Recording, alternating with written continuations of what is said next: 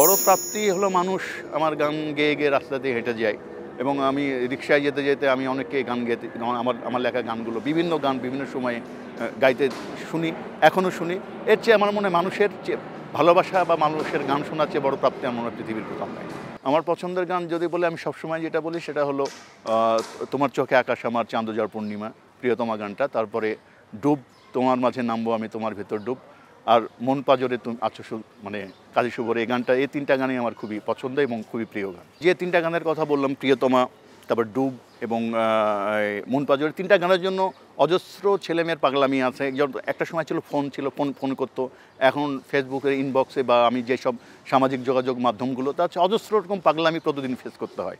আর আমি সবসময় যেটা বিশ্বাস করি কি মানে আমি বিশ্বাস করি সময়ের সাথে থাকা। আমি সবসময় সময়ের মানে সাথে থাকতে চেয়েছি এবং আগামীতেও আমি সময়ের সাথে থাকবো, কারণ সময়কে আমি প্রচণ্ড বিশ্বাস করি। এবং সময়কে যদি একজন গীতিকার বা একজন কবি বা একজন গল্পকার বা একজন পরিচালক সময়কে যদি বিশ্বাস করে, আমার মনে হয় তখন সে কখনো তার জীবনে ব্যর্থ হবে না।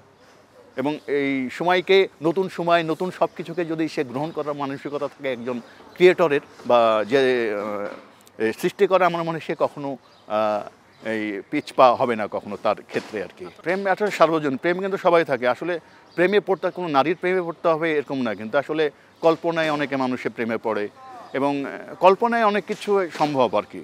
আমার মনে হয় একজনের ভেতরে যদি মানে প্রেমময় হয় বুকের ভিতরে, আমার মনে হয় প্রেমময় গান। কিন্তু আমার নামে কিন্তু আবার উল্টা জিনিস শোনা যায় কি আমি এত কাঠখোট্টা, কিন্তু কীভাবে প্রেমের গান লিখি। কিন্তু আমি যে বললাম আসলে চরিত্র হয়ে উঠতে হয় ভিতরে। আমার মনে হয় ভিতরে চরিত্র হয়ে উঠলেই আসলে প্রেমের গান লেখা যায়। প্রতিটা মানুষেরই একটা কমফোর্ট জোন থাকে কি আমি অমুক পরিচালকের সাথে আমার ভালো লাগে ভালো কাজ করতে, এটা আসলে একটা কমফোর্টের ব্যাপার। আমার যার সাথে কমফোর্ট হয় বা যে আমাকে আসলে বোঝাতে পারে বা আমাকে যে সে কী চাচ্ছে বা আমি কি দিতে চাই, সে দুটা মিলে গেলে আমি তাদের সাথে কাজ করি।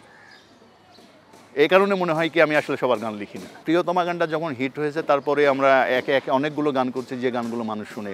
কিছু কথা আকাশে পাঠাও বা মন রাখো পাজরে সীমাহীন আদরে, এই গানগুলো হিট হওয়ার পরে, মানে হিট শব্দটা আমি আসলে পছন্দ করি না, দর্শকপ্রিয় হওয়ার পরে তার দর্শকরা বা আমাকে যারা পছন্দ করে তারা সবসময় চায় কি আমি আরিফিন রুমির সাথে বেশি বেশি গান করি। এবং আমার মনে হয় আমি সবচেয়ে বেশি গান করেছি আরিফিন রুমির সাথে। এবং আরিফিন রুমি আমার গানের কথাগুলো কিন্তু খুব ভালো বোঝে। মানে আমি যখন গানের কথা লিখি বা লিখে দিই বা ও যখন আমার কাছে চায়, আমার মনে হয় কি আরিফিন রুমি আর আমার কম্বিনেশনটা আসলে খুবই সুন্দর।